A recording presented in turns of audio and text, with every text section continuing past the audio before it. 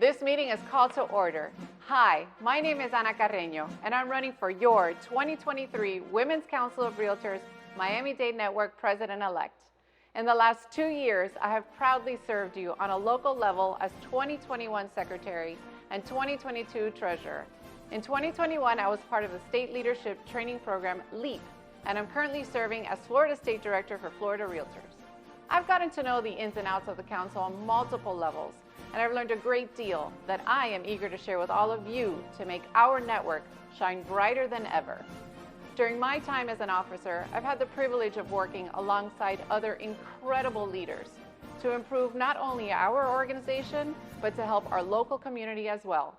And I'm not finished yet. As your President-elect, I will continue to serve through authentic leadership and will empower our members to rise to greatness. I believe that we are better together, and I have a lot more to give to our members and to our community.